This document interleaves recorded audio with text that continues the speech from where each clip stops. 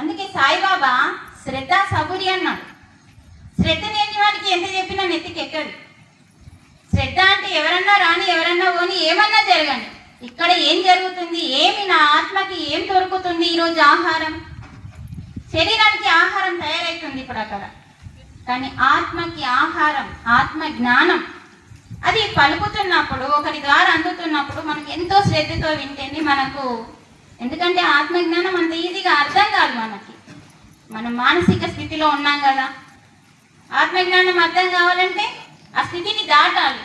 మనసు యొక్క స్థితిని దాటి ఎంటీ చేస్తే ఆత్మస్థితిలో మనం క్లాస్ వింటే చక్కగా ప్రశాంతంగా ఇక్కడే ఉండి మనం వినగలిగితే, ఎందరో ఉన్నారు ఆత్మజ్ఞానాన్ని సజ్జన సాంగత్యం రూపంలో సత్యం తెలిసిన కాస్త చెప్పడానికి అవకాశం మాకు గురువు ద్వారా లభించింది, అలా మీకు కూడా లభించింది. మరి ఇలాంటి గొప్ప విషయాలు మనం వింటే మనం ఇంకొక మెట్టెక్కుతాం. అందుకనే శ్రద్ధతో వినాలి. శ్రద్ధ సబూరి అన్నాడు, శ్రద్ధావాన్ లభతే గానం అన్నాడు భగవానుడు.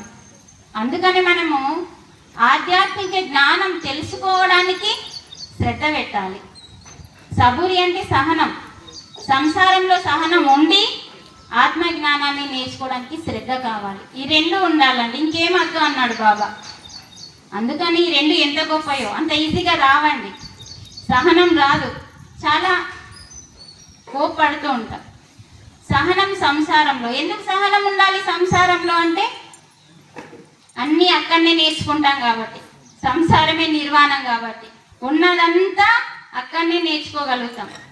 అందుకని ఏ కష్టం వచ్చినా, ఏ అనారోగ్యం వచ్చినా, ఏ అవమానం వచ్చినా, ఏ ఆర్థిక పరిస్థితి వచ్చినా కూడా ఆ యొక్క సంసారం నుంచి మనం అన్నీ నేర్చుకుంటాం కాబట్టి అక్కడ సహనం ఉండి నేర్చుకుంటే, శ్రద్ధ ఉంటే ఆ సంసారమే గొప్ప విద్య, అక్కడనే మనం ఎన్నో నేర్చుకోవచ్చు. కాబట్టి అందుకే మన ఇంట్లోనే ఉంది ఎంతో నేర్చుకునేదని బాబా చెప్తుండే. ఎక్కడికో హిమాలయాలకి వెళ్ళాల్సిన అవసరం లేదు.